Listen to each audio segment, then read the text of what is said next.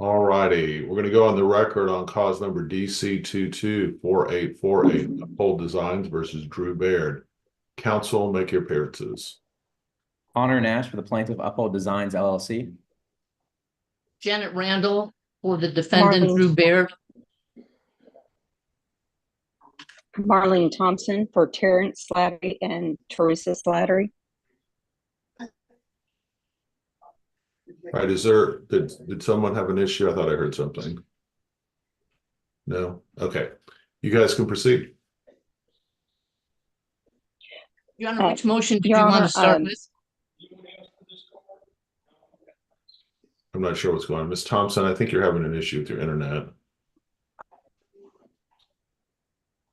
Oh, I'm sorry. I'm in the hallway, actually, outside your courtroom. Okay. My understanding that Ms. Richardson or Eva, do you want to go get her and have her come on in and she can use one of the iPads? She's having some problems with her internet.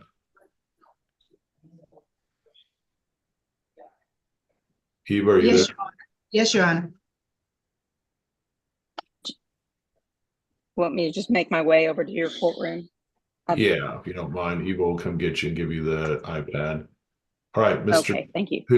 Who's making the argument? Who's starting the argument here? It's my motion. Okay. We have two motions, Your Honor, that are being heard today. What's the other one? The motion to withdraw? No, it's a motion for summary judgment. It's Baird's motion for summary judgment against Uphold. And what's the other motion? I believe it's a motion for summary judgment brought by the homeowners. Okay. I thought there was a Both motion to withdraw as well, is there not? There is a motion to withdraw, but that's set for next Monday. I April see, 22nd. I see. Yes. Yes, Ron.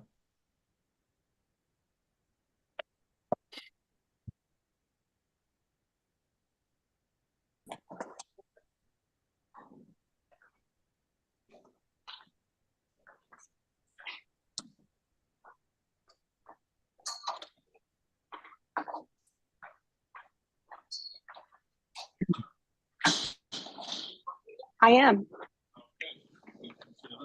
Okay. This is mine.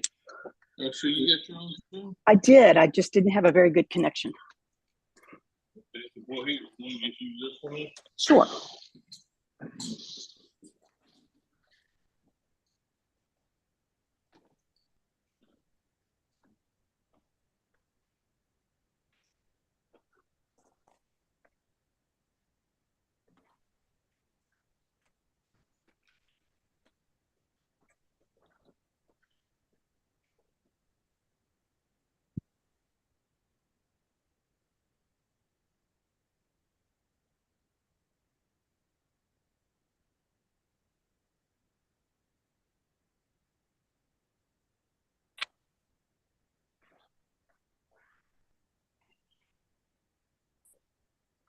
Right up here at your Volume. volume, and just hit the top, and then it will be for your mute. All right. Thank you very much.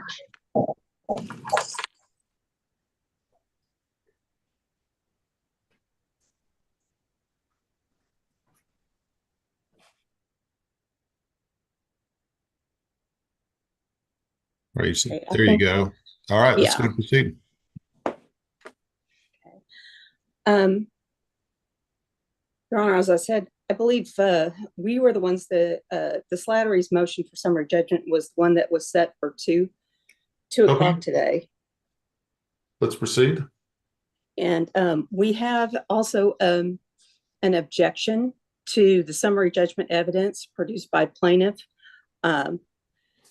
Basically, this is a breach of contract case, and they spoke very much about the contract but failed to actually produce the contract, and therefore we object to it on those grounds as a violation of the best evidence rule.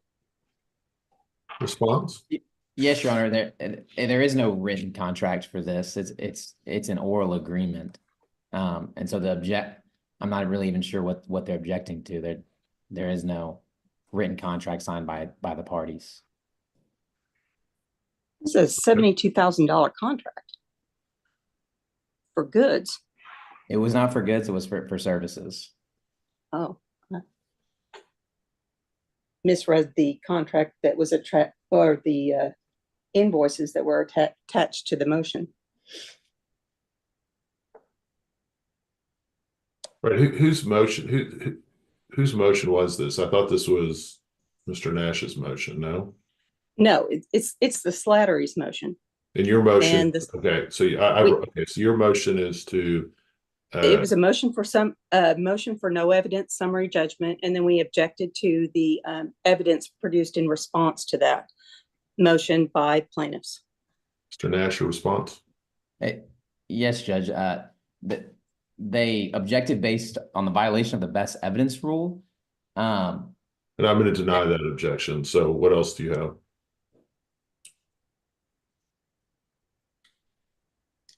Mr. Nash, your other response? No, that was their objection was on the violation of the best evidence rule, and that's. Mr. Nash, do you not have any more argument here? Are you talking about to the actual motion and the substance of Yes, the evidence? actual motion. I'm sorry. I thought we were okay. I'm sorry. I thought you were asking just about that. Sure, Your Honor. So I'll just be brief. This is the case where the plaintiff Uphold Designs improved a property that belonged to Terrence and Teresa Slattery. And the Slatterys hired Drew Baird to be the general contractor on the renovation of that home. So the plaintiff met with the Slatterys and Mr. Baird, did a walkthrough, went over what they needed, which was cabinets, drawers, I think some doors as well, that he ended up installing in that home. Completed the work, everything was done, got approval from both the Slatterys and Mr. Baird, and simply that they both said that he would be paid. The Slatterys and Mr. Baird, he never got paid. They paid a couple down payments, but the total still owing is $74,007.50. The defendants filed, the Slattery, well, both defendants filed no evidence, but the Slattery, we're on the Slatterys right now. And the Slattery's filed a no evidence motion for summary judgment, which, as you know, Your Honor, just need a scintilla of evidence. Mr. Gomez, who is the sole member of Uphold Designs, attached a declaration walking through the facts, walking through how there was an agreement. Everyone said he would be paid. He was never paid. And so just with that scintilla of evidence, we just respectfully request that you deny their motion. You want to say anything else? I do. Yeah, go ahead. Your Honor, as counsel just said, we had a general contractor. We didn't have a direct contract with the plaintiff. All payments were supposed to be made by the general contractor to its subcontractor. That is their deal. We have been dealing with the general contractor, and there was no expectation that we are to be dealing with a subcontractor directly. We hired a general contractor who was supposed to be taking care of all this. And we did not have a contract directly with the subcontractor. And Your Honor, all that's in the record is Mr. Gomez's, who's the member of Uphold Designs, declaration saying that there was an agreement between the homeowner and Mr. Gomez and Uphold Designs that he would get paid. And so that's just argument of counsel that they just made. That's not that none of what they just said was in the record. And again, it's just a no evidence motion for summary judgment. So they don't have any evidence in the record that would support what they said. All right, Actually, I'm going to go ahead and deny the Slattery's motion for summary judgment. Do you have a proposed order here, Mr. Nash? I do not, Your Honor, but I'll upload one within 5 minutes. Okay, you need to, before you do that, you need to share it with Ms. Thompson. You need to get it over to me. It needs to say at the beginning that this was heard on April 15th, 2024 on Zoom. And you need to share that and then get that to me by tomorrow morning. Yes, Your Honor, I will certainly do. Let's go to the next one. Yes, Your Honor, it's Mr. Baird's motion against the plaintiff Uphold. And Your Honor, there are several issues in this. The motion for summary judgment was filed based upon the plaintiff, Mr. Gomez, who was appearing on behalf of as a corporate representative for the defendant. During that deposition, and we've included those excerpts, Mr. Gomez testified clearly that the LLC, who is the plaintiff, Uphold LLC, did not do any work, did not send any invoices, was not owed any money. And during that deposition, counsel, who is counsel present today, Mr. Nash, had objected based upon some vagary in the questioning and answering. So Mr. Welsh, who took the deposition, clarified, again, tried to clarify to make sure it was clear that the plaintiff named in this lawsuit with the LLC did not do any work. Mr. Shaw even asked Mr. Gomez, why is Uphold LLC named as the plaintiff? Mr. Gomez says, I don't know. Subsequent to that deposition, this motion was filed seeking summary judgment. That the plaintiff submitted a reply. And a response, I'm sorry. And in that response, plaintiff submitted an errata sheet. That errata sheet was attached to the motion and it was included, and I don't know if this was an error, but the idea is it was included with a notary in the deposition transcript prior to the certificate at the end of the deposition, which was initially signed by the court reporter. That errata sheet, and we filed a reply, that errata sheet was never submitted to the court reporter in time for it to alter or, let's say, change the deposition testimony. The errata sheet is written in a manner that it's clear. Nothing's ever clear in the law, but it implies that these responses were changed, where you have to give a reason for the response being changed. They were done by the attorney. And the rules require that the responses in an errata sheet to a deposition must be done by the deponent. Mr. Nash never objected or never even cross-examined his own witness. If you look at the errata sheet, Your Honor, those answers that are changed are diametrically opposed, and they're trying to undo the damage that was done when the plaintiff answered, no, LLC did not work, did not do any work. Mr. Welsh also questioned the plaintiff on the issue of the company Uphold, and I think I'm saying this right, Uphold Designs LLC, that your company has been forfeited its charter, and it no longer has any right to bring a lawsuit or to defend a lawsuit.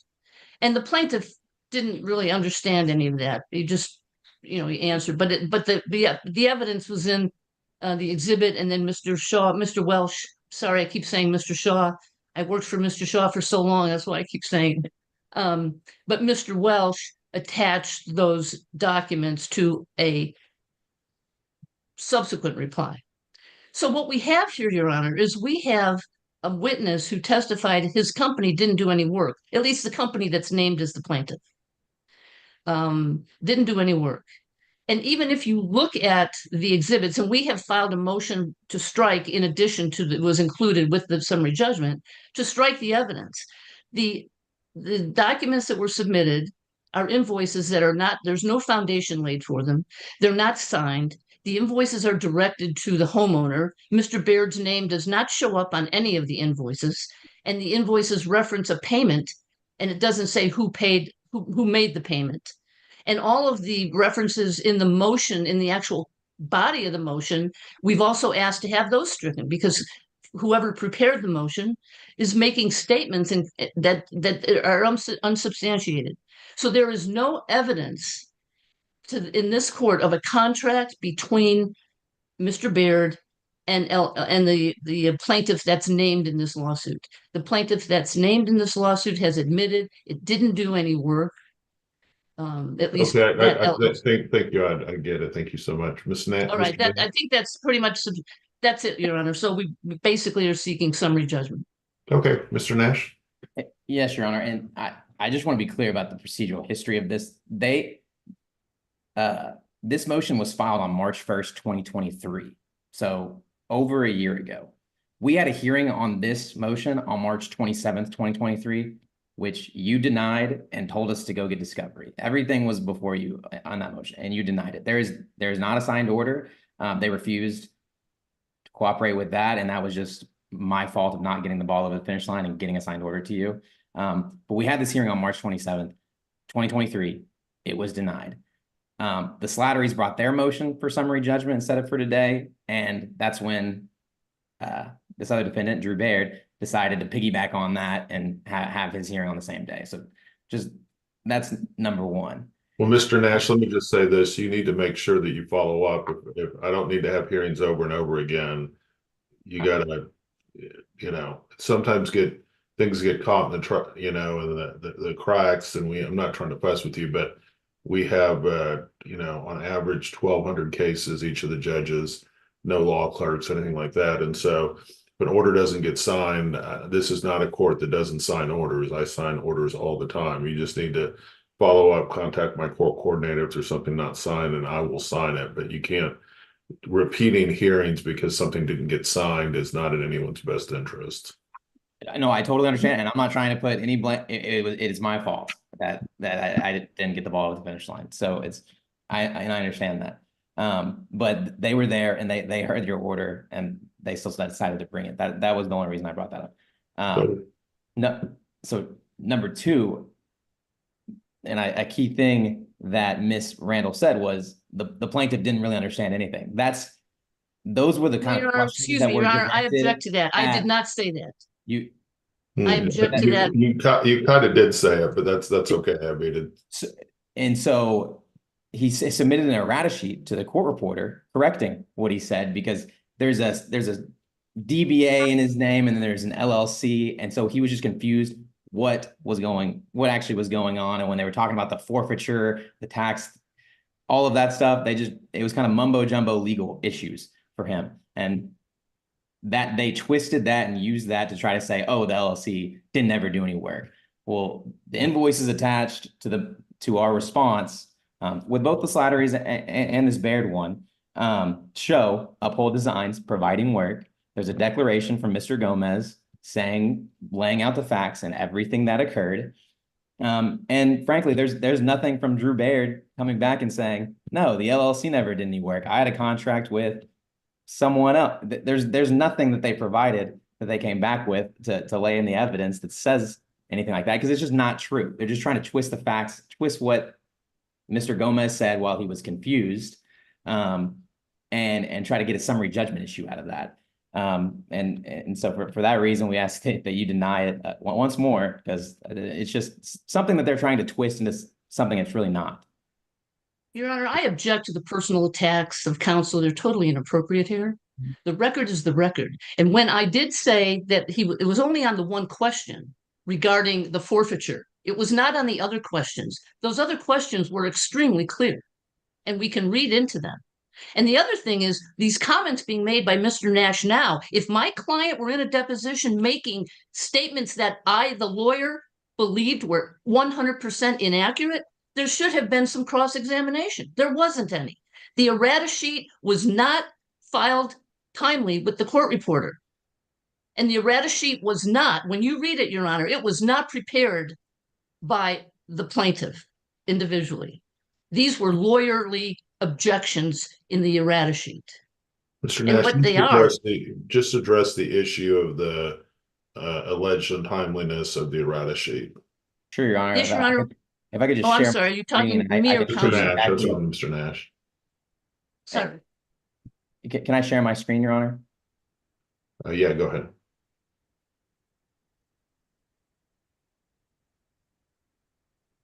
So this is the errata sheet. Melody Monk was the court reporter that took this deposition. Blow that up, counsel. It's hard to read. Yeah, it is hard to read. Sure. I think. There you go. I can read it. Thank you. So on March 15th, Melody Monk is the court reporter that took the deposition, the stenographer. And attached to that is the errata sheet of the corporate representative of Uphold Designs. So it was submitted timely on March 15th. We complained of in this case. Your Honor, I'd like to point out that email was sent at 11:53 p.m. It's 10:11 PM, 53 seconds, but Okay, regardless. I'm sorry, it was sent at 10:11 PM. And the court reporter's affidavit says she never received the affidavit or the errata sheet. And the other thing is the attachment doesn't refer to an errata, it refers to a depo. It says oral depo of Uphold Designs. There's something there. So this piece it of says- evidence, I'm confused. It says, please see attached errata sheet for the deposition of Uphold Design. What, I'm not sure what you're seeing. what I'm looking at, Your Honor, are the attachments, the name of the file, the PDF. Oh, oral The PDF? deposition, Yes, Your oral Honor, deposition of Uphold Designs. If you want me to pull up the exact email, click on the attachment while I share my screen, I can do that as Sure, well. go ahead. Okay.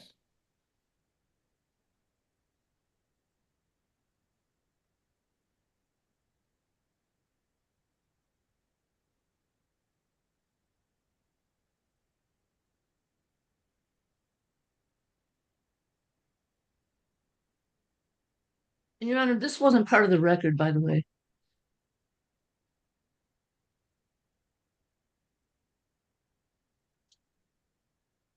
So here's the email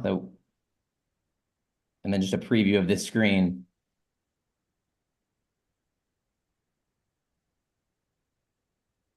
Or the attachment, I'm sorry.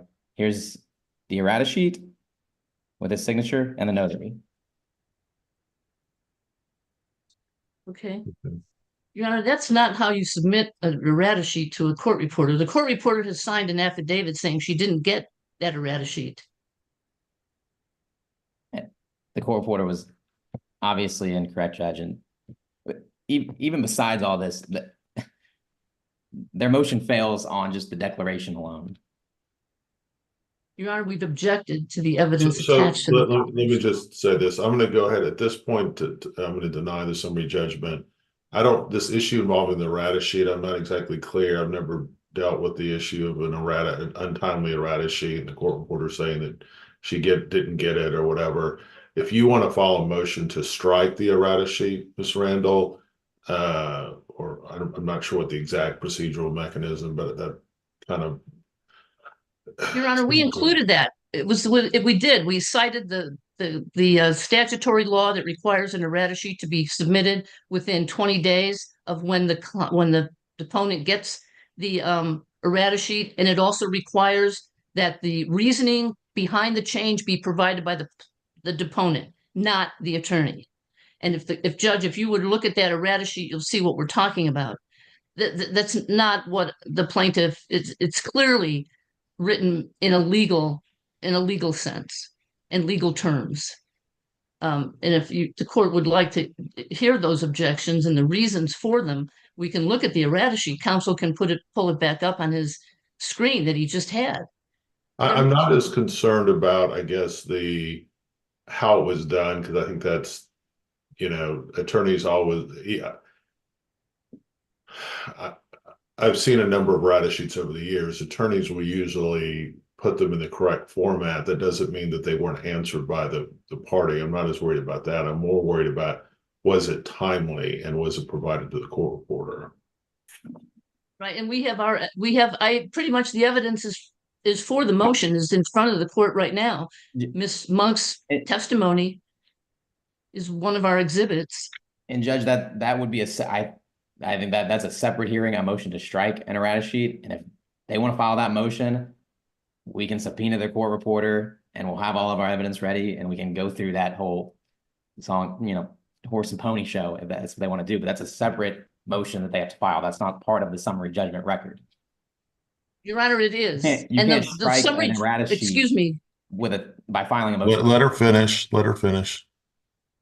If you look at our motion, Your Honor, when we did the reply, we may have a motion to strike the errata sheet, and the motion and we provided the case law. I mean, we provided the statutory requirement that you have to provide the errata sheet to the court reporter within 20 days of you receiving it. Ms. Monk testified when she sent the email to counsel, and it was supposed to be due. And it wasn't, she didn't receive it. And just the email, the council just sent an email showing it was sent on at almost 11 p.m. on March 15th. Well, that's, you have to file stuff by 5 p.m. That's not true. Just two things. You can't file a motion and a reply. You can't ask for relief in a reply to a summary judgment. That's number one. And then number two, it was filed timely. It was filed timely even with all this. Well, we really shouldn't use the word filed. Filed is not correct, right? Because Miss Monk is not a court, so it wasn't filed. It should be sent Correct. and received by provided the to court her. reporter. So we both were mistaken in using that term. What day was this reply filed? Was this on 3/22/23? It would have been, yes, Your Honor, that 3/22/2023 response. I'm sorry. I apologize. I mean, I'm not fussing with the clerks, but some of this stuff wasn't included. So let me read exactly what you said here.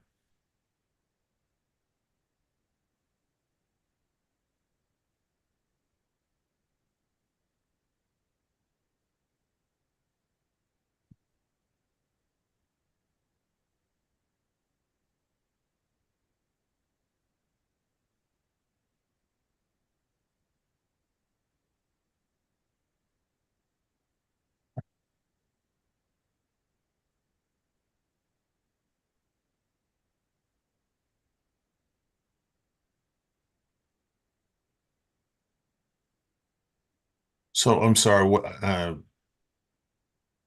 where does it talk about the timeliness of the errata sheet? Is that in here? I don't see it. Yeah, let me find that for you, Your Honor. I'll share a screen real quick. I assume this is the document you want to look at. I can, could you blow that up a little bit, Your Honor? Maybe. If not, I'll Yeah, I can't. Let me see. There we go. How about that? oh, there you go. Okay. Yes, if you look on page, it's the argument referring to Miss Monk's certification. If you starts on page 8, Your Honor, Okay. at the top.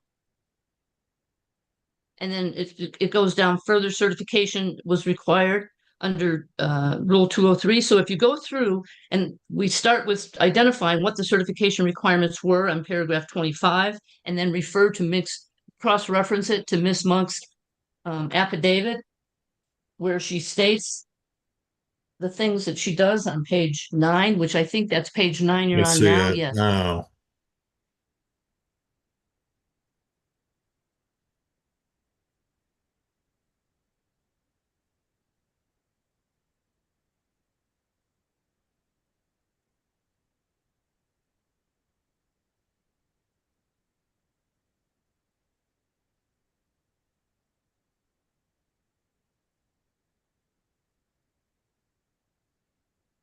All right. So this is strange, Mr. Nash. So you claim you emailed it to her and she said she didn't get it. I understand, Your Honor, but you saw the email to the court reporter very clearly happened on March 15th. She missed the email, obviously. I'm going to go back to what I said before, and I understand that now you did provide the argument. I think at this point, to make it clear, I think if we really want to push this, when is your trial setting in this case? I believe it's July 9th.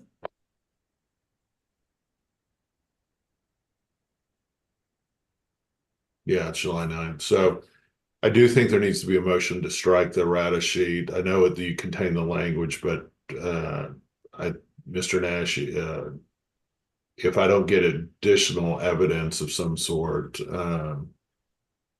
I don't even know how you resolve this, if there's a he said, she said on this.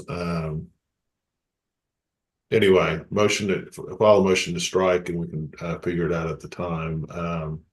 But for now, the summary judgments are denied. And get me orders on both of them, Mr. Nash. I will do so, Your Honor. Thank you so much.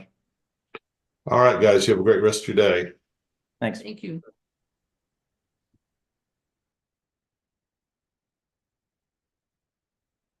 right, our next hearing is Tubula versus Global Oil and Gas Fixes, DC 237534. Council, make your appearances.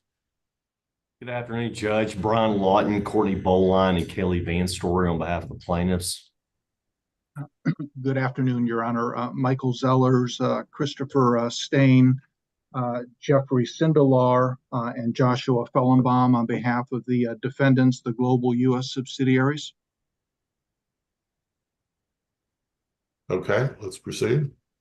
Your Honor, defendants bring this motion relating to two deposition notices by plaintiffs directed to the corporate defendants. Let me say at the outset that defendants do intend to produce a corporate representative for deposition as agreed. The issue here has to do with the overbroad nature of the deposition topics. Have you guys conferred on, I saw that there were hundreds, I guess, of requests. What, have you guys conferred on this at all? Your Honor, there's a long set of emails back and forth. The answer is the parties have not conferred meaningfully on each of the topics. Defendant's position is that we've tried over and over to do that, and plaintiffs have their position as is described in the papers. Judge, can I speak to that? Sure. Yeah, may it please the court. Judge, we had a hearing where these depositions were compelled, and they were ordered to occur before April 30th. They provided dates before April 30th. We noticed them for the dates that they said worked. They had our corporate representative topics for over 2 weeks prior to the hearing on the order compelling.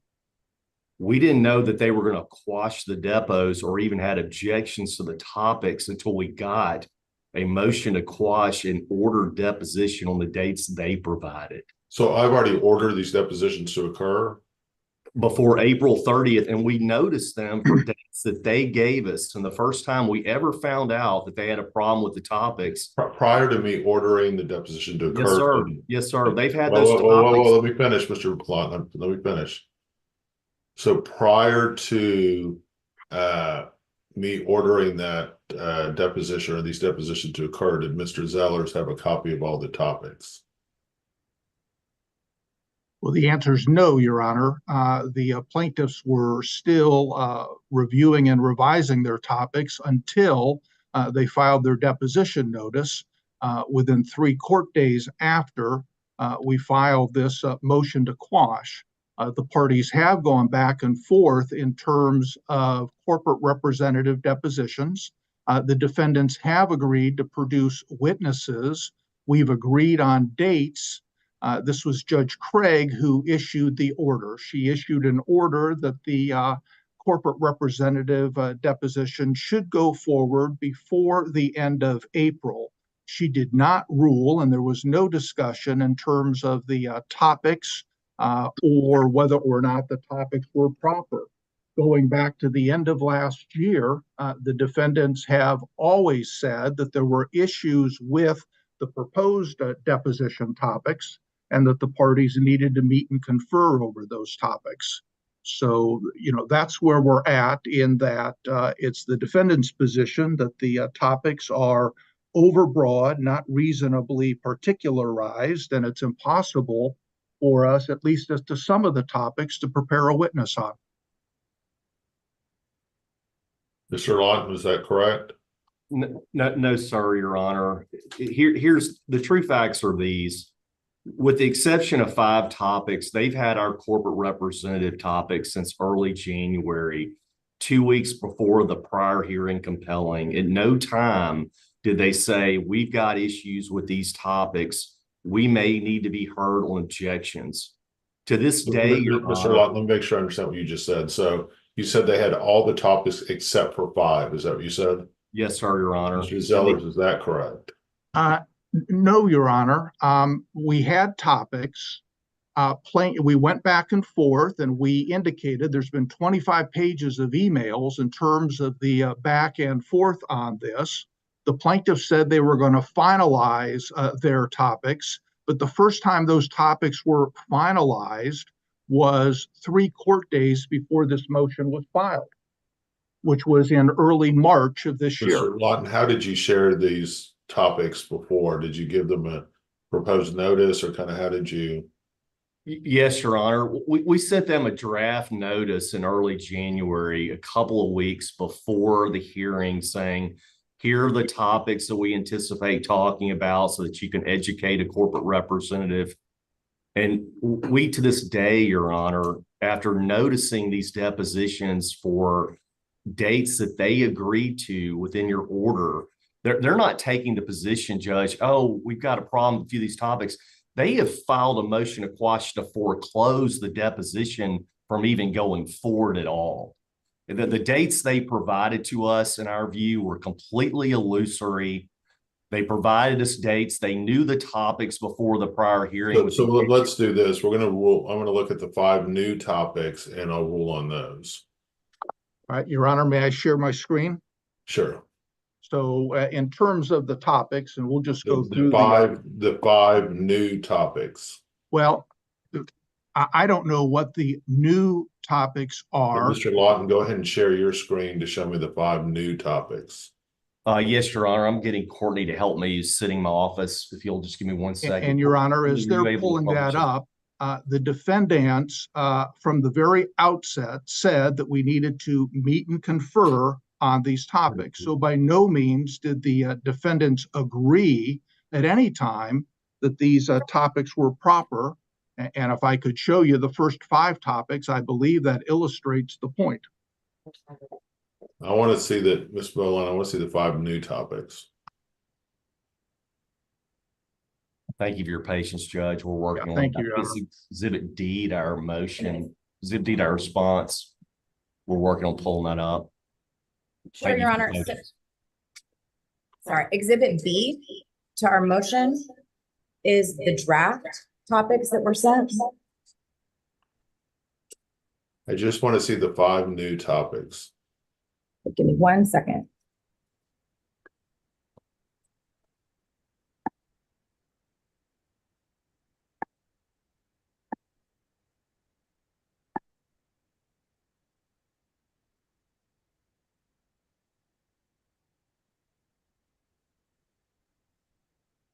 Your Honor, as they're doing that, let me just reemphasize the point that the defendants are prepared to produce a corporate representative as had been agreed. Okay, great.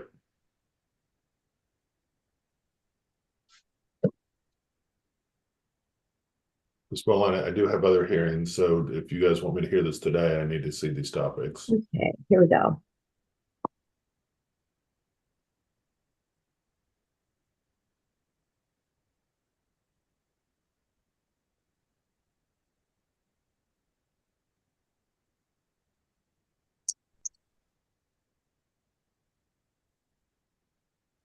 So, Your Honor, 1 through 5 that were just referenced by Mr. Zellers are the same as they were in the initial notice.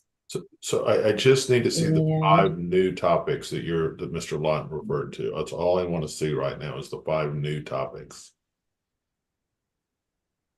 Do you know which ones those are, Mr. Lawton? You said there's 5 new topics. What are they? Mr. Lawton, are you there?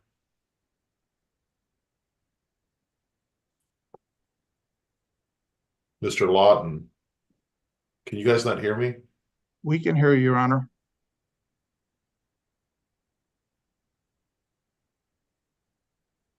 Okay, Ms. Boland, can Mr. Lawton not hear me?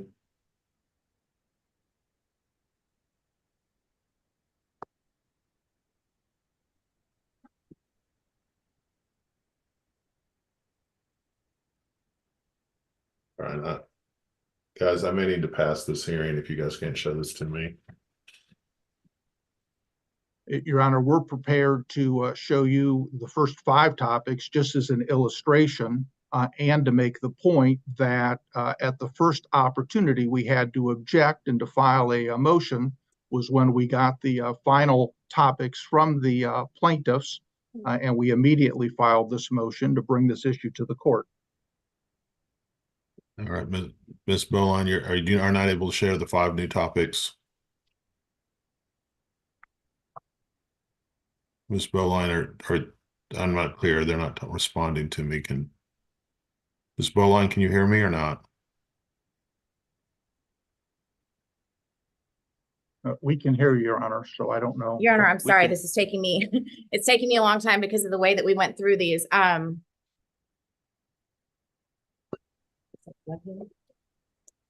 Yeah, they're kind of categorized, so it's not so neat and clean. All right, what I'm going to do then, if that's not the case, I thought I had kind of an easy way to do this. I'm going to just put you Yeah, guys. can we go in a breakout room for what, or can I have 5 minutes, Your Honor, and then I can come back and give you these?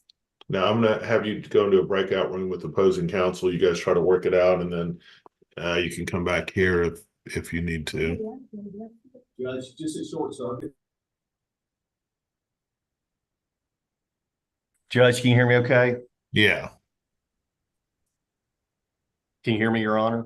I can.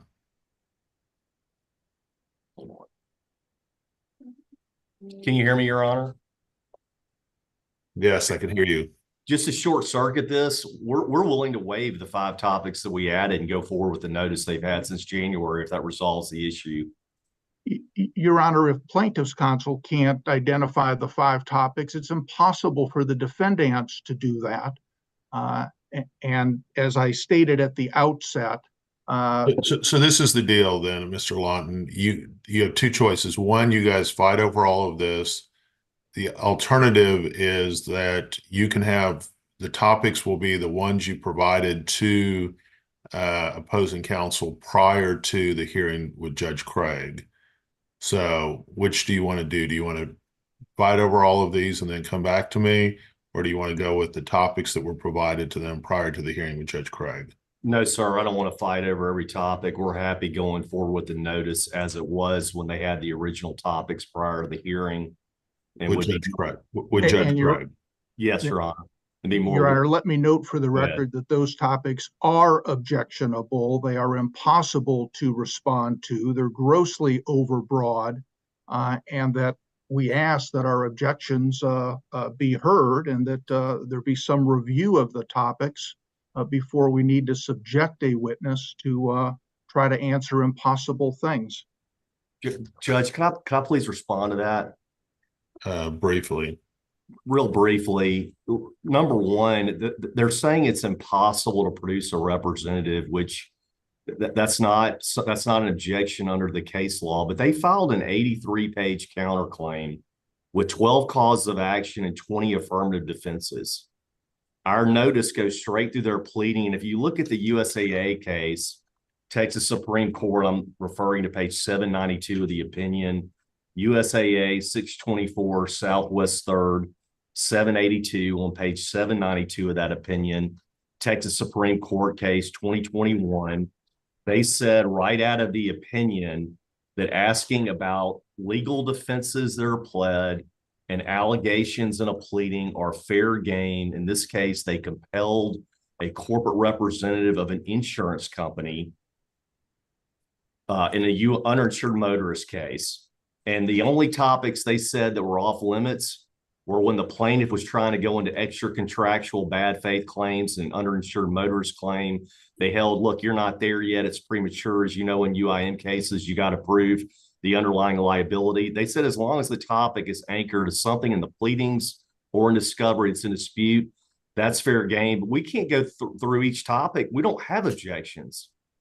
They've never served objections. All they did was move to quash, and they're taking the position, the whole deposition that's already been ordered is off limits. I'm happy to go forward with a deposition on the topics as originally provided to them. I'm happy to amend the notice and go back to the original notice in the interest of getting it resolved and going forward with the depositions that we've been asking for since November and that were compelled to happen before the end of this month.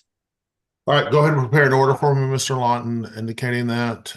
Make sure that it says that this was heard on April 15th, 2024 over Zoom. Share that with Mr. Zellers, and you guys have a great rest of your day, okay? Thanks, Judge. Have a great day. Thank you guys. All right, is everyone here on Blue Racer Midstream versus Procarza? Yes, Your Honor. Yes, Your Honor. Yes, Your Honor, hold on, I think we got a focus issue on our camera.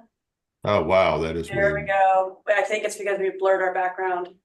Okay. Much better. That's very strange looking. All right. Sounds good. All right. Tony, are you ready? Yes, Judge. Let's go on the record on DC 217310 Blue Racer Midstream LLC versus Procarza USA Inc. Counsel, make your appearances. Good afternoon, Your Honor. Elon Rosenberg of Freewald Law, along with my co-counsel from Gordon and Reese on behalf of the movements here, Industrial Procarza and Procarza Tube and Pipe. Yes, Your Your Honor. Honor. Jason Irvin with with Elon for Industrial and Tube and Pipe. Your Honor, Mary Ellen Smitherman and Chad Arnett for the plaintiff Blue Racer Midstream LLC. Can you say that a little slower? I didn't catch your name. I'm sorry. Mary Lynn Smitherman and Chad Arnett for Blue Racer Midstream. Could you spell your first name? MARYLYNN, all one word. Okay. Mark Stedman for third party defendant, Steel Professionals. All right, let's proceed. Thank you, Your Honor. We appreciate the court's indulgence today. My clients, Procarza, Industrial Procarza and Procarza Tube and Pipe, were the manufacturer and seller of certain API rated pipe to the plaintiff. They sold this pipe to the plaintiff through an intermediary, Steel Professionals, who's represented by Mr. Stedman. And in the course of effecting the sale, which was effected exclusively by Tube and Pipe, which is the US-based entity, they disclaimed all implied warranties except for the specifications laid out in the purchase order. Specifically, there is concededly an express warranty that the product will comply with specifications. And as part of the terms and conditions of that same transaction, they limited the remedies available to any purchaser to either replacement in the event that the pipe is not as warranted, or alternatively to in the option of the seller to reimburse the purchase price of the pipe. These terms are simple and standard in the industry, and they're consistent with, they're not consumers, but other commercial entities in the business that are looking to acquire products at the lowest possible price. After this pipe failed, we'll concede for purposes of today's hearing that the pipe failed and there was a conclusion reached by experts retained by the plaintiff that the pipe simply failed to meet API standards.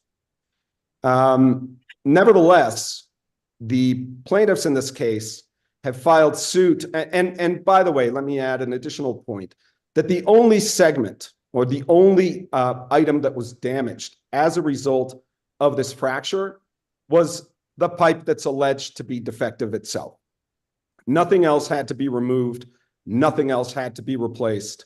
And the corporate representative of the plaintiff conceded that the only piece that was damaged, physically damaged, was the actual pipe that's at issue in this litigation. Under Texas law, when a product that's sold between, in this particular case, two sophisticated commercial entities, when that product is sold and ultimately fails, but does not cause injury to any individual and does not cause harm to any property other than the item itself, the economic loss doctrine controls and any tort claims are preempted under the UCC. Our motion here today, Your Honor, is to narrow the issues of this case as the record evidence has now demonstrated. And that is, there was a product that was sold as supposed to conform to API standards. The allegation is that the product failed to conform to API standards and failed. Therefore, the remedies that are available are those enumerated by the UCC and nothing else. That's settled Texas law There is no individual that was injured. There is no other property that was harmed. Additionally, of course, we are seeking enforcement of terms that are clear and concise on their face, which are the terms and conditions of sale that Tube and Pipe supplied to steel professionals when they sold the pipe.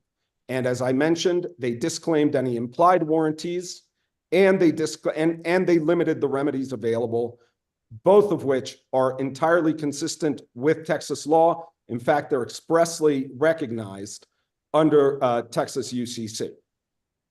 The only question presented, in my mind, the only question that could conceivably have remained open prior to the close of discovery is what the terms and conditions of sale were as between Industrial and Procarza Tube and Pipe.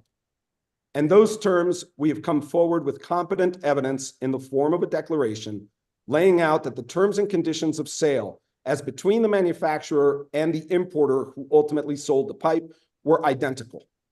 In other words, there was a disclaimer of all warranties except for conformance with the specifications, and there was a limitation of remedies available to the importer as well.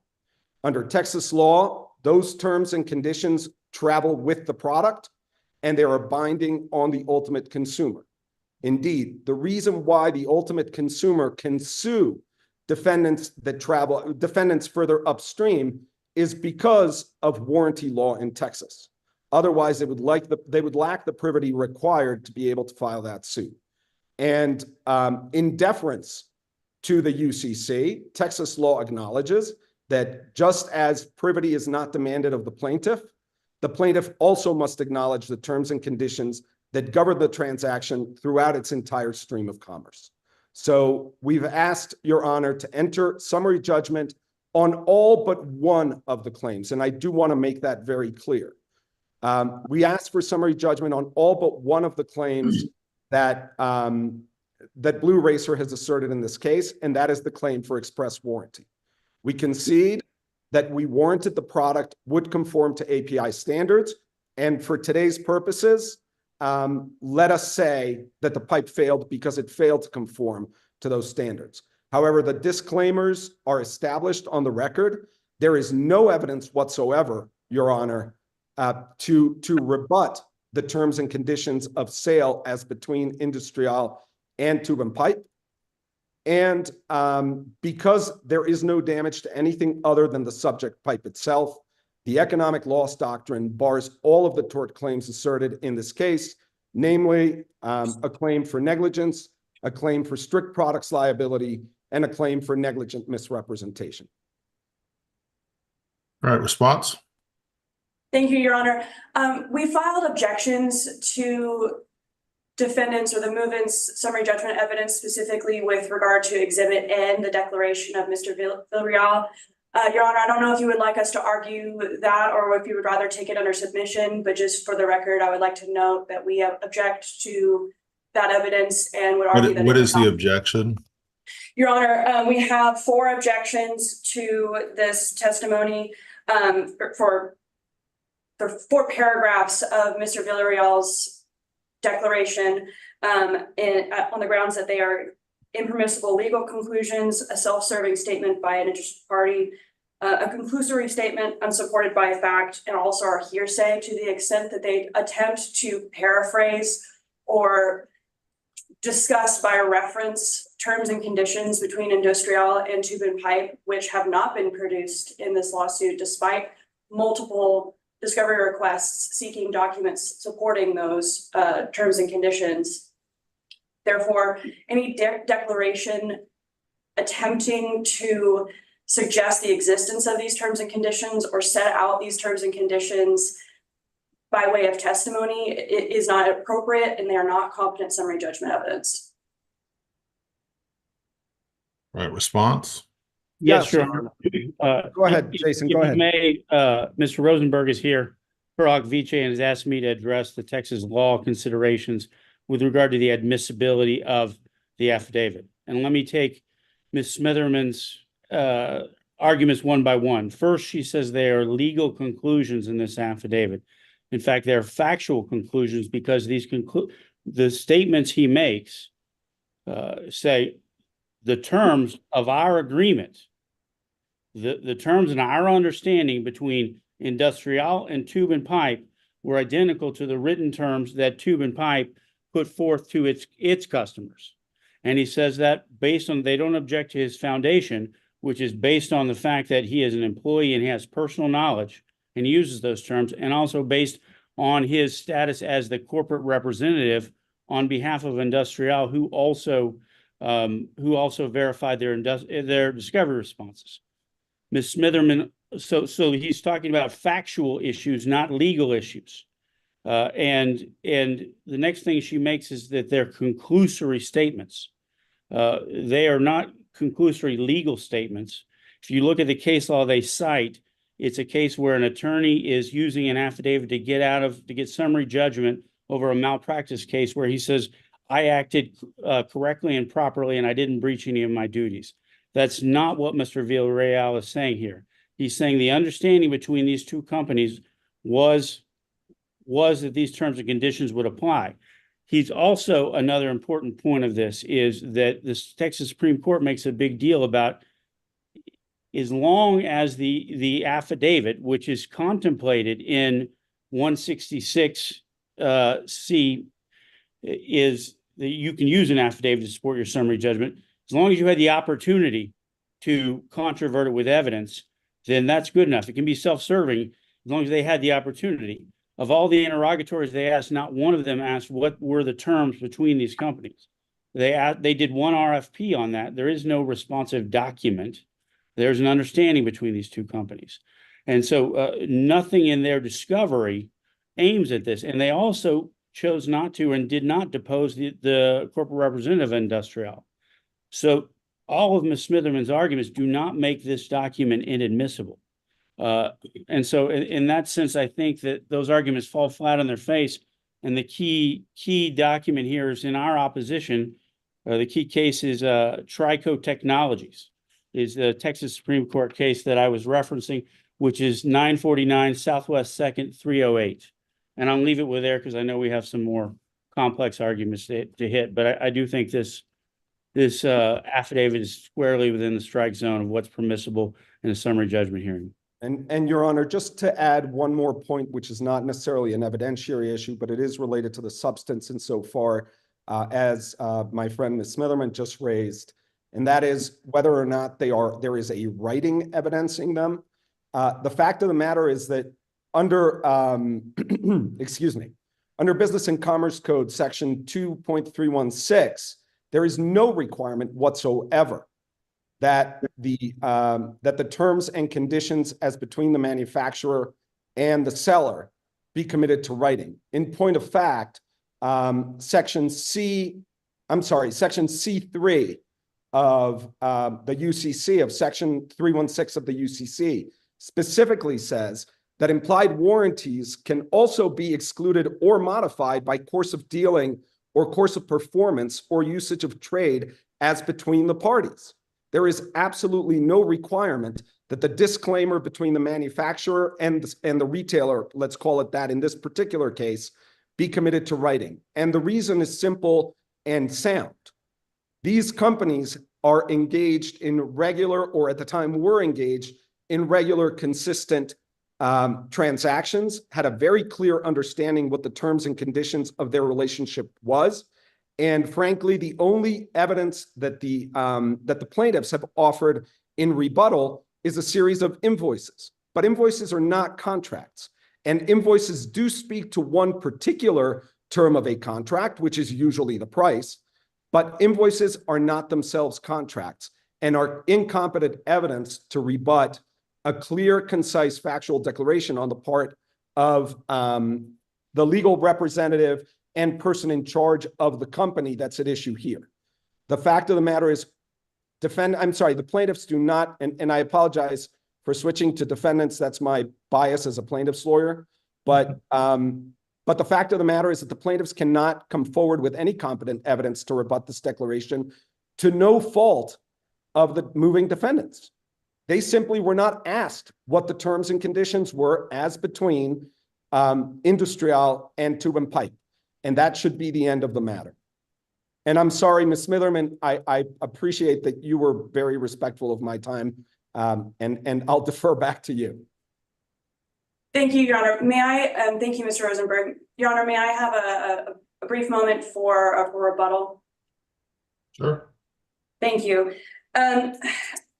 Your Honor, it's difficult to understand how these 4 paragraphs, which, if Your Honor, if it would be helpful for you or helpful for the record for me to read these paragraphs, they're fairly short, 2 sentences each, or at the maximum, just so you can understand the context of the fact that these are entirely hearsay and are absolutely addressing legal conclusions or factual conclusions, conclusory, unsupported statements of fact.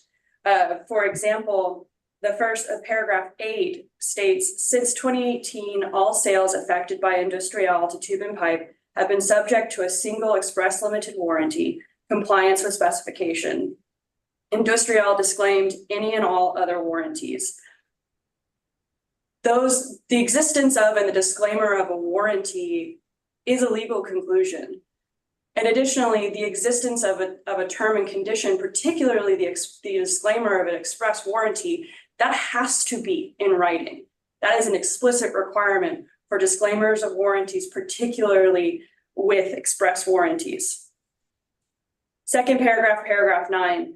Since 2018, Industrial sales to Tube and Pipe were also subject to a limited remedy in the event of non-compliance with specifications, replacement of the pipe or reimbursement of the purchase price. This is reading out a state or a term and condition of a contract without the contract itself. That is hearsay. Paragraph 10, Industrial authored the terms and conditions of sale that it required Tube and Pipe to offer its customers for industrial manufactured pipe sold in the United States. And that indicates that there is a writing. Paragraph, and it's also hearsay, and also regardless of whether or not Industrial authored Tube and Pipe's terms and conditions, it's also irrelevant. Paragraph 11, and this is the most important paragraph with regard to the disclaimers of warranties, and the paragraph that the movements rely on in stating that Industrial disclaimed warranties or are subject to the same terms and conditions. Paragraph reads, the terms and conditions of sale that govern Tube and Pipe sales to its customers in the United States are identical to the terms and conditions that govern Industrial sales to Tube and Pipe. If they are identical, that indicates that there is a writing. That writing has not been produced because these terms and conditions of sale are explicit.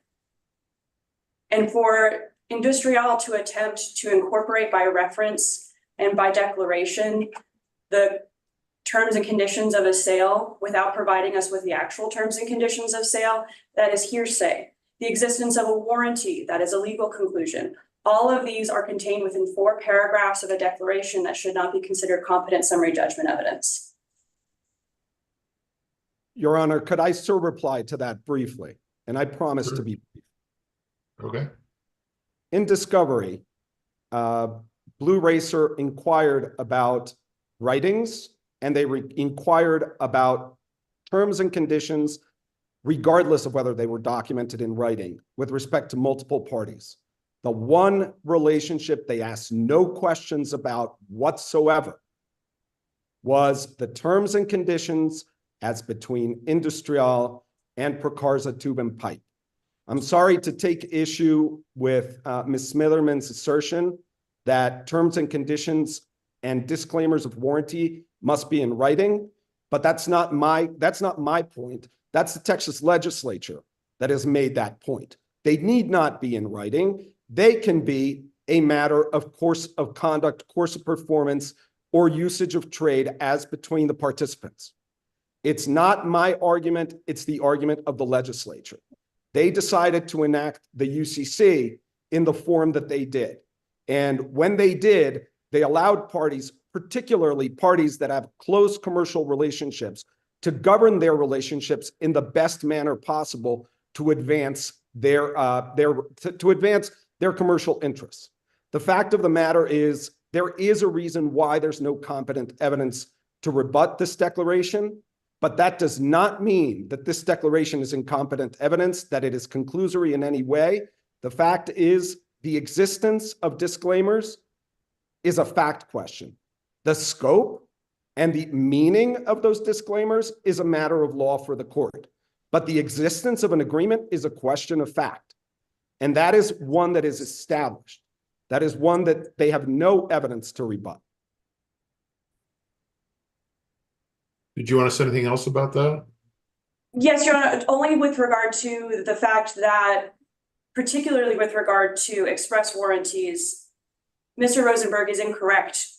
The case law is clear that express warranties must be in writing. They must be explicit, they must be clear. And the Texas legislature and the case law on that fact is absolutely consistent. Now, with regard, I just would, I would again, hold on, Mr. Rosenberg, thank you. Sure.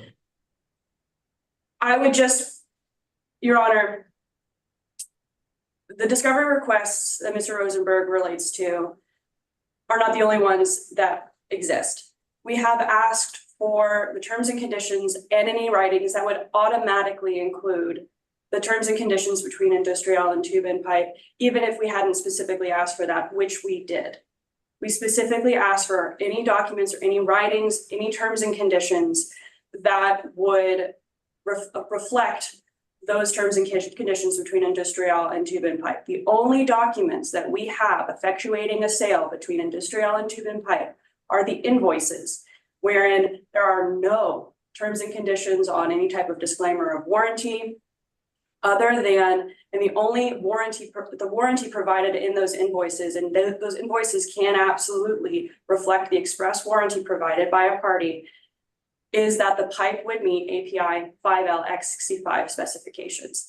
And Texas law is clear that at the point of original sale, and Your Honor, I'm getting a little bit ahead of myself and getting a bit into the merits of our response. Just so you know, you guys only have 10 minutes left on this argument, so we can keep arguing over this. Okay, Your Honor, I think that the case law is clear, and I think the facts, the declaration speaks for itself in that it is objectionable. With that, I will leave it to Your Honor's consideration on the ruling on that. Yeah, I'll take it under advisement. Why don't you get to the merits? Thank you, Your Honor. I'm going to have a presentation for us that I can share just to keep myself on task. Sure. Right. So, Your Honor,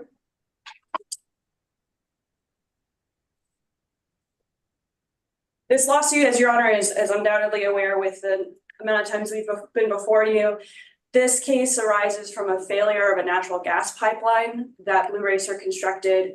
The pipe was manufactured and sold by Procarsa SA de CV, Industrial Procarsa, and Procarsa Tube and Pipe. On the eve of trial, the movements Tube and Pipe and Industrial are attempting to escape liability on two of their affirmative defenses. First, claiming that neither of them warranted the pipe at issue, excluding the concession that they provided an express warranty on the specifications of the pipe. Additionally, the movements misapply the economic loss doctrine to these undisputed facts and claims at issue in this case, and the economic loss rule is clear, does not apply. In summary, the motion has no merit, and this case should proceed to trial. I won't belabor the point on the facts other than the API sets out specific standards for the production of oil field pipe, and it's incredibly important for consumers or end users like Blue Racer for the pipe purchased to comply with API specifications. For this particular case, it was specifications for natural gas pipeline, which is the API 5L-X65M PSL2 specification. For shorthand, I'll call that the API 5L specifications herein. Each of the defendants expressly warranted in numerous different places, and the case law in Texas is clear that an express warranty can exist in technical writings as well as within a contract. For Procarsa SA to CV, not a movement in this case, but relevant for the sake of argument, Procarsa SA to CV expressly warranted through the stenciling on the pipe and through the mill test reports by its designation that the pipe was API 5LX65. Likewise, Industrial affirmed those express warranties by shipping the pipe with those stenciling and shipping the pipe with the mill test reports.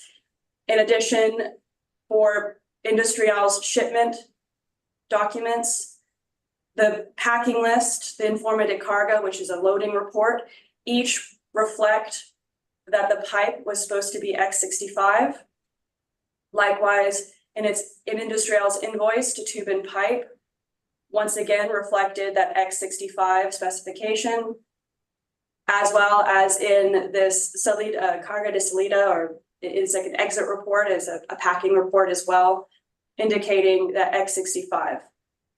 Likewise, Tube and Pipe in selling the pipe, once again expressly warranted that the pipe was API 5LX65, as well as in its quote, this is the document that movements refer to in their motion. It also contains those terms and conditions that Industrial attempts to rely on. Note that this quote states that the material will be in accordance with API 5L. And then finally, an invoice from Tube and Pipe to Steel Professionals, once again reflecting that X65. As has been the point has been belabored that the pipe ruptured. The rupture of the pipe not only damaged the specific pipe section, but it damaged the entire pipeline. Defendant's counsel is incorrect in their statement that no other property was damaged. The specific line of questioning in the deposition of Mr. Gurnia, the Blue Racer corporate representative, was whether or not personal property had been damaged. That is not the case here.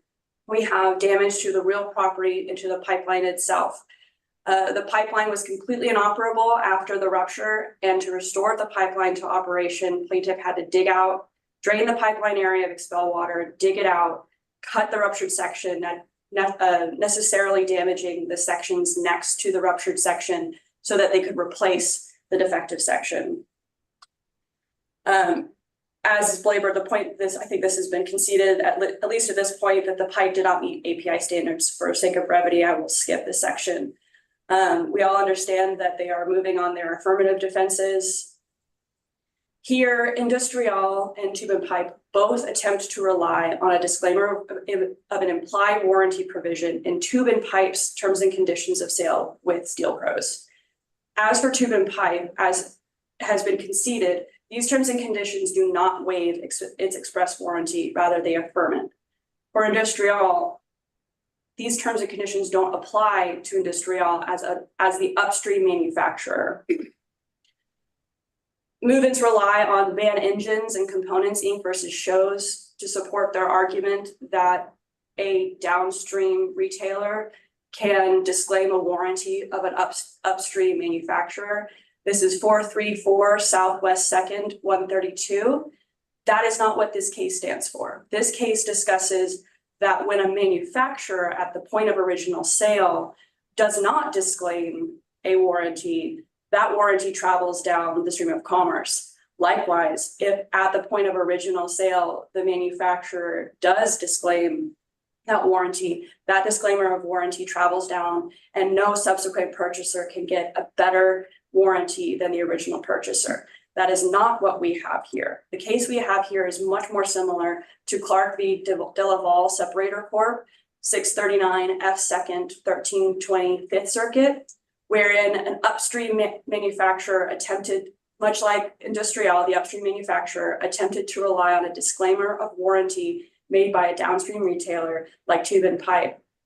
In that case, the 5th Circuit held that unless the downstream retailer, Tube and Pipe's terms and conditions explicitly referenced the manufacturer, that manufacturer could not rely on a downstream disclaimer of warranty. That is what we have here. Now, Industrial attempts, as we mentioned earlier, to rely on incompetent evidence of a disclaimer of warranty of sale and its sale of the pipe to Tube and Pipe. But Tube and Pipe, there's no evidence that there is a disclaimer of warranty in either through the course in commerce or the non-explicit, non-express disclaimer Mr. Rosenberg suggested exists, or through an express writing, which clearly does not exist, and I think has been conceded by the other side as an express, explicit, written disclaimer of warranty, either implied or expressed, does not exist. So accordingly, the implied warranty claim should not be dismissed because Industrial has no evidence that it disclaimed its implied warranty of merchantability and fitness for a particular purpose. And Industrial has no evidence, no competent evidence saying otherwise. With regard to tube and pipe, we have non-suited the implied warranty for tube and pipe claim, recognizing the waiver within the terms and conditions. So the claims here that are still live and still pending is the implied and express warranty as to Industrial and the express warranty as to tube and pipe. Yes, Your Honor. And with regard, the next would be the economic loss rule. Sorry, I lost my screen share. So next we turn to Movement's claim on the economic loss rule. The economic loss rule, they are correct in it saying that it bars recovery in tort for a defective product that only harms itself. Here, the defective pipe section caused damage to the entire pipeline and to the surrounding area. It is critical to note that none of the cases that movements rely on are instructive or applied to this situation. I won't belabor the point. I think it's clear in our briefing, and I lost my screen share again. Apologies. Ms. Peel, are you here for the 315 hearing? Yes, Your Honor, for the 315. Do you guys still need that hearing? What's that? Do you still need the hearing? Is it still going forward? I mean, I thought it was the court's request that we appear for the hearing, but it is a default judgment, a no answer default judgment. Okay. So you do still need the hearing? Okay. Is that right? I believe so. I mean, yes. Okay. All right. I'm going to go ahead and deny the summary judgment. Let's just kind of look at you guys are number 2 on the docket. Have you guys talked to the shift key folks to see, they're ahead of you on the docket. Have you talked to them yet to see if they're actually going? They're specially set. No, Your Honor, we haven't, but we're happy to reach out to them today to see how they're doing. Okay. Do you need the contact information for them? That would be wonderful. Thank you. Okay. So the name of the case, you guys are number 2. It's Shift Key versus the Riverview Nursing Facility. It's DC 21-14491. Logan Adcock is the plaintiff's attorney. He's over at Munch Hart. The number is 214, and this is off the record, Tony, 214-855-7500. Defendant is represented by Carl Schurz, and he's over at Lock Lord. His number is 214-740-8000.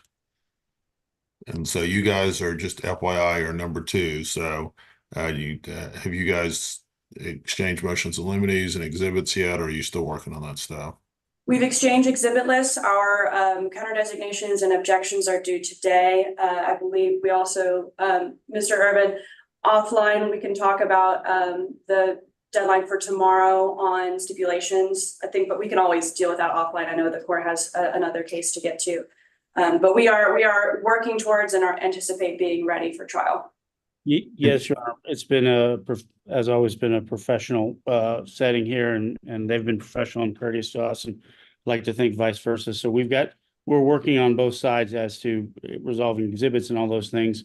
We'll be filing 1, maybe 2 motion limines that are very simple and straightforward, but that's it. Probably just 1. Did you submit an order for me on this? Yes, Your Honor, we filed an order denying earlier this afternoon. This afternoon, let me see.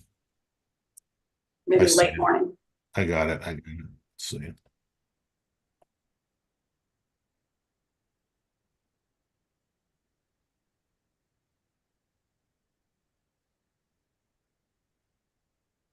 All righty. You guys have any questions about the trial setting?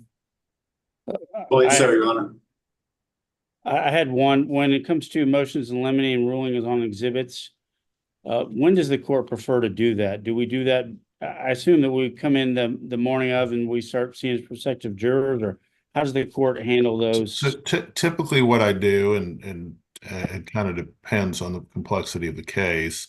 What I like to have on cases that are a little more complex is a notebook that includes the motion in limines, the exhibit list, and the most recent witness list, and any other pretrial matters you needed me to rule on, with the exception of line and page designations, which I wanted a separate binder. For the binder on the line and page designations, I would like that to, for both sides, to include the deposition. So have the depositions with the designations, objections, and ideally have the deposition highlighted with on the side what the objections are, so that I can easily find them. And I can rule on whether, are there going to be many deposition transcripts that we, There's only a handful, Your Honor. We've already prepared the highlighted version that started on that, so that's not a problem. We'll put that in the notebook with the formal paperwork, but I understand that no judge wants to have the designations in one hand and the deposition unhighlighted in another, so. yeah, just have all the depositions and objections and all that stuff highlighted all in one binder. Yes, Your Honor. Are you gonna, I'm sorry, I didn't mean to interrupt you. Go ahead. Yes, Your Honor, we'll get that to you. It's in the works. Yeah, I just need it on the day of trial. And then are you guys gonna have any Zoom witnesses? I don't believe so, Your Honor. We don't know quite yet, Your Honor, but we hope to know within the next 24, 36 hours, whether they'll be a person or. If you have any Zoom witnesses, a couple things to be aware of. We have brand new equipment. When it's working, it works really well with Zoom witnesses. If the judge knows how to use it, and I'm pretty proficient in it. We have had some glitches in it lately, but when it works really well. If you want to have one of your tech people or one of your young lawyers look at it, we have a video that describes how to use the new equipment. It's very different for Zoom. It's on my court webpage as well as the county's court web pages. And so I'd highly recommend, if you have someone who's going to be doing any, it's the big changes for Zoom witnesses. Everything else is pretty similar to what we had before, but the big changes for Zoom witnesses. So I would definitely, if you think you're going to have some, you might want to look at that. But yeah, just, I don't need the stuff until the day of trial. And there's, you know, it's less than 50-50 you're going, since we have the special setting, but you never know. I would keep in contact with them, because that'll give you a better idea if you're actually gonna go, but you definitely will be called down. So you're gonna need to be ready for trial.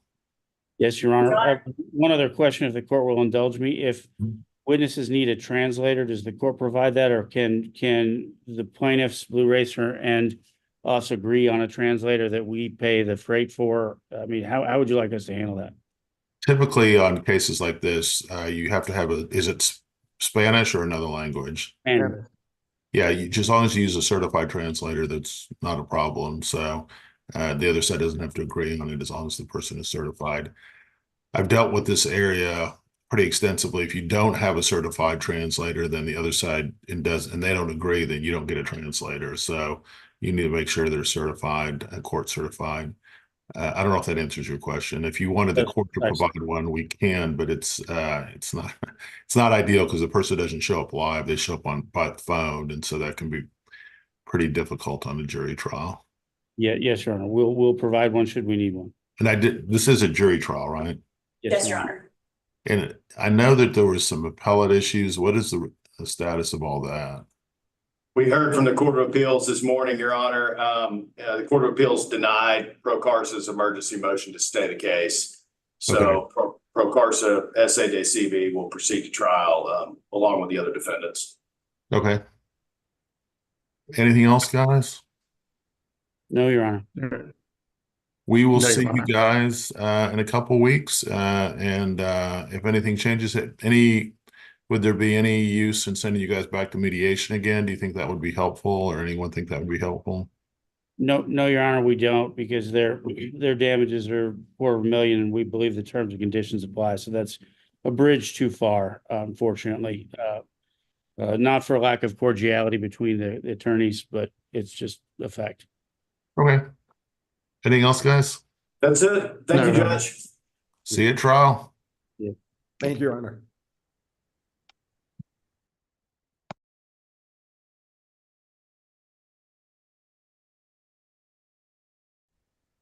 All right, I think our next hearing is the default judgment in Progressive County Mutual Insurance Company. Is that right?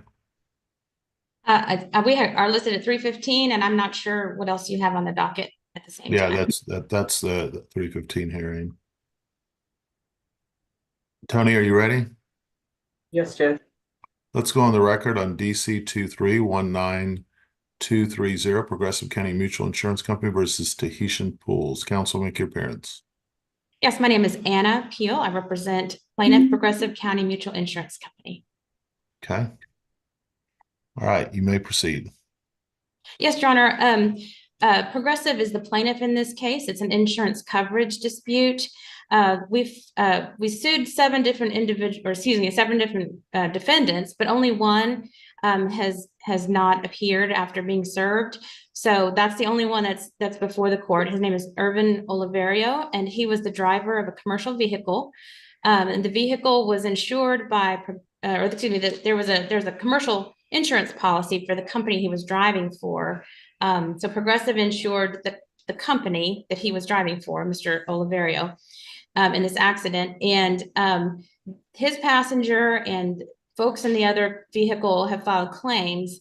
But the problem is that with the insurance policy actually canceled for non-payment the day before the accident. And then the accident occurred the following day. And then some hours or two later, the company, Tahitian Pools, called to try and reinstate coverage after the fact. And that creates, that's several problems. One is that the policy was not enforced when the accident happened. Another is that there was a lack of fortuity because, you can't insure something that's already happened. Another was fraud and misrepresentation because in that phone call to reinstate the policy, the Tahitian Pools representative said that there hadn't been any accidents, even though there had. And then finally, there's a failure to cooperate because in investigating this, Progressive tried to get the examination under oath of a representative of Tahitian Pools, and they never showed up. So again, this is only now Tahitian Pools is a defendant and as to two representatives of the company, but they've answered so that this default judgment doesn't have any impact on them whatsoever. This is just for the driver. But the facts that I just ran through, those are the ones that are in our petition. So for purposes of the driver, those are admitted. And now we're seeking to get declarations from you, a declaratory judgment, just as to the driver. Did you notify is there an underlying lawsuit here? No, this is the law. No, this is the only. I mean, is there a right lawsuit now, on the tort claim? No, no, they're just claims at this point. Okay. This is just straight coverage. And the Tahitian Pools and the Prisilickis, they're the ones who own the company. They answered, and their attorney was notified of this hearing. Okay. But again, we're not trying to hold any facts against them because, they can defend themselves on that. All right, sounds good. I've signed the order. You have to see a proposed order there. Yeah, I signed it and forwarded it to the clerk. You have a great rest of your day. Okay, thank you so much. Have a great day, Your Honor.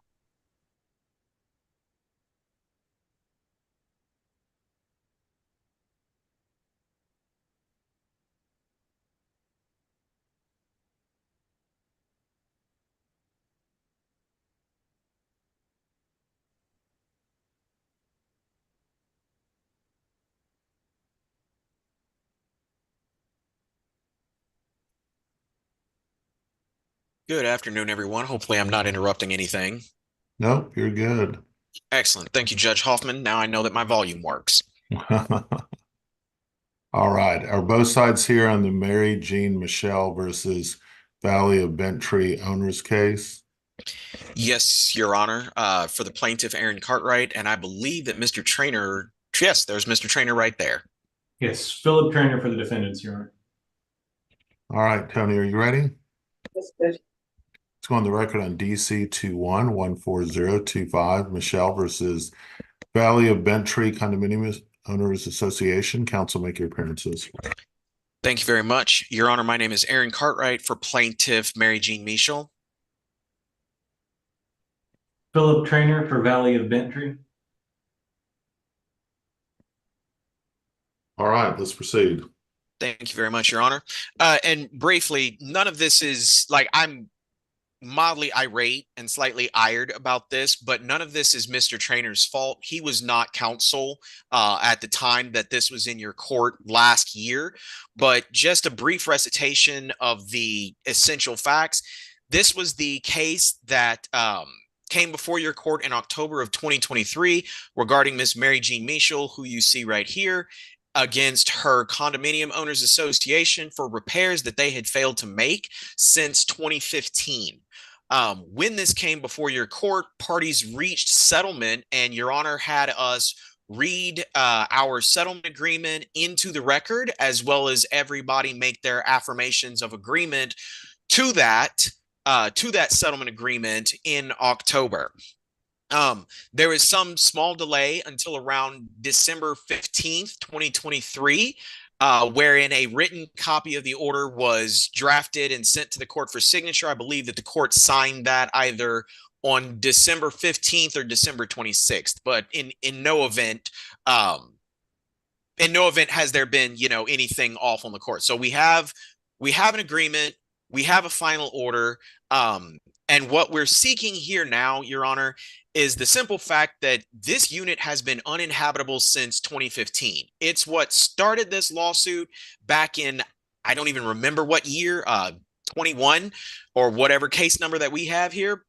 But it's what started this lawsuit back in 2021, what your court resolved in October of 2023. And to date, we have not seen an iota of movement from the condominium association regarding getting a contractor out to begin repairs. It has been 6 months. While I understand the condo association's, or maybe the condo association wanted a signed order before they began work, even though we all agreed on the record that the work needed to be done and was going to be taken care of by the condo association, that still doesn't excuse the fact that between October of 2023 and May 15th of 2024, there has been exactly zero movement to get this condo back in livable condition. Ms. Michel continues to pay $320 some odd each month for those association fees, as she has been for the past 10 years without that place to stay. All right. Furthermore, we have attempted to contact counsel's office, and again, this is not Mr. Trainer's fault. Mr. Trainer wasn't counsel, but we've sent messages, emails to Mr. Trainer's office. I have actually instructed my office to send Mr. Trainer an email every single day asking for a status update from the condo association on when we can expect a contractor or someone to get started with the work, because it's not just work. There's engineering that has to be done because there was a structural wall that was damaged during the repairs back in 2015. It's engineering, it's mold testing, there's supplies that need to be ordered. It's a lot of everything. And no one has contacted us yet to state that any work would be done inside of the unit. We did get something from Mr. Trainer saying that the condo was requesting unfettered access into the unit, and ordinarily that would be fine. We had talked last October about restricting access to between, I think it's 8 a.m. and 6 p.m. For purposes of making sure that Ms. Michel has a way of securing the door before those hours and after those hours. We've come to find out that even after the association requested unfettered access, that the association's own bylaws state that the construction work has to start, I believe, around 9 a.m. Don't quote me on that one, but I know that it has to end by 4:30 p.m. So in my mind, there's not an actual discourse around when they can access because the association's own bylaws give them the times that construction may occur. So where we are today, Judge, plaintiff, we're asking for an order from this court stating that construction must begin within the next 30 days. This has gone on for way too long. And I also do not know. I mean, I know that Your Honor may not give advisory opinions, but some guidance may be in order. I don't know if the final order that you signed is enforceable via any other method besides this right here, because I'm tempted to, if this is just a settlement agreement that parties reached, I'm tempted to sue them again on breach of contract because this is insanity that we're dealing with here. So again, before we get to the new lawsuit, before we get to additional sanctions, we're just asking the court if you can order the association to begin the steps required within the next 30 days. Okay, Mr. Trainer. Sorry, Judge. Thank you. That's okay. Thank you, Your Honor. First of all, my client does intend to complete the repairs as agreed. There were some delays between the October agreement and when the order was finally entered. My client was waiting for an order to be entered before any work would begin. Work has not progressed timely. I'm not going to dispute that fact. My client has every intention of completing it as agreed, though. Simply at this point, we're trying to iron out when they can have access to the unit. As the plaintiff is not currently living in the unit, there's no justifiable reason to limit when contractors and the association are able to come in and inspect work and complete that kind of thing. My clients, the board of the association, are all volunteers. They all have full-time jobs. If they need to meet a contractor in the evening to go over the next day's work or something like that, you know, it's simply not tenable that they don't have access after 4:30 in the afternoon or after 6 o'clock p.m. But all that being said, my client fully intends to comply with the court's order, and I believe we are moving towards getting that ironed out as to when it will begin. So, Mr. Trainer, obviously, this is, I think you'd understand Mr. Cartwright's concern here. So how do we move this forward? Do you have your client here? Not presently, no, Your Honor. Okay. I mean, there's a variety of ways we could proceed with this. We could proceed the way Mr. Cartwright said, is he could sue for breach of contract.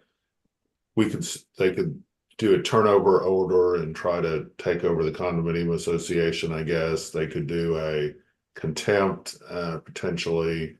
I mean, I'm a little concerned that this seems a bit like a daisical that you don't have your client here. Do you have the ability to have them get on Zoom, or what do you want to do? I don't know at this point. I don't know that I could produce them this afternoon, Your Honor. As I stated, my client has a full-time job and was not intending to appear this afternoon, so I don't think he's prepared to do so.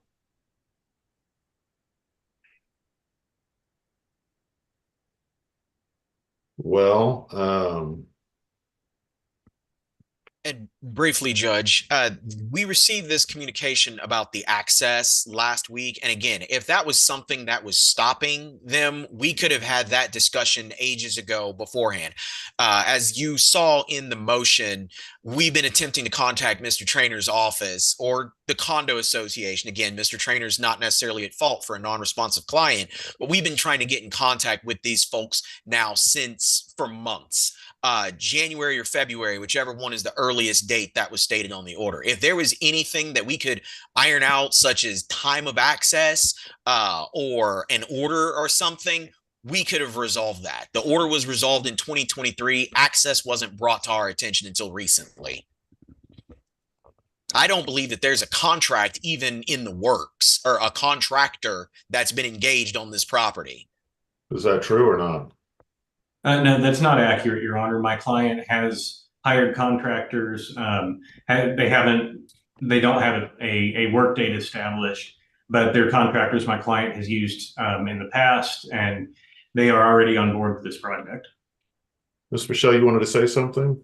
Oh, I was just gonna say that there's a ring system on my unit, and like no one's come in to inspect to get ready for anything to happen. That was all. There needs to be an engineer to come in to look at the severed section of the beam that's out, and and I think we can get whatever time, because I did not present this as set in stone when I gave the key to the management company. If there's exceptions to be made or whatever to work out, okay? But I would rest comfortably knowing that my security system is set for the evening. When I retire, I live in Opry. That's another thing. We actually turned over the key to the association last October or November, almost immediately. December 27th. On December 27th, I came in to give it to them. They said they couldn't accept keys. So later they contacted the attorneys, and I put the key, they got the key at the beginning of the next week then. So at the end of 2023, the association has had the ability to access it, and no one's shown up to the Ring doorbell.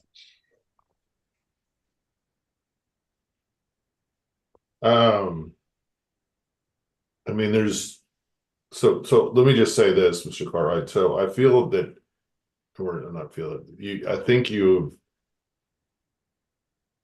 filed probably not the correct procedural device to move this forward.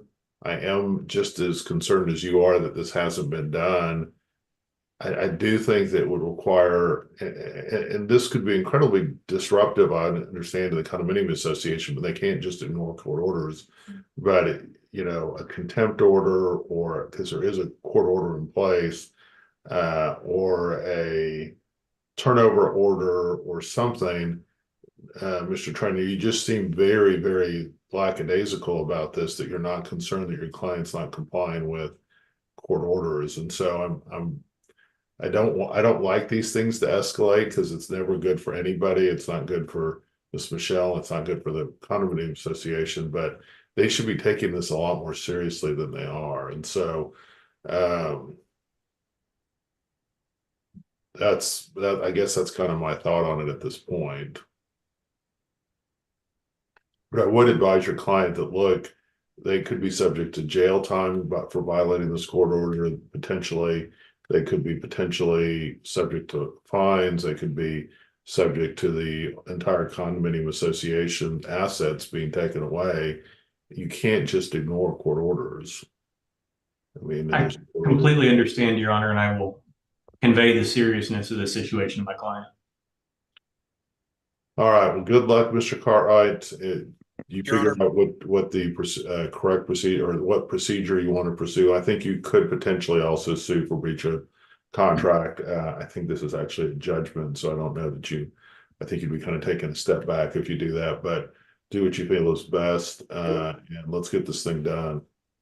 Your Honor, I'll represent to you all, or I'll represent to both the court, to Mr. Trainer, that when we originally sought the enforcement, we wanted to have that within 30 days. So I'll tell you guys right now that if we don't have any movement within that 30 days, and I understand that Your Honor can't, sign an order based on what was requested, but if we do not see any movement here within 30 days, I will file that back with Your Honor, and then we can kind of move forward in that direction, fully understanding that Your Honor can't sign an order here today.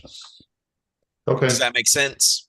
I think so. So yeah, you guys have a great rest of your day, and I hope this gets worked out. I really think it's in everyone's best interest to get this gets worked out voluntarily, because it's not really in Miss Michelle's best interest to own a portion of the condominium association, or putting one of the, whoever the president is of the organization in jail.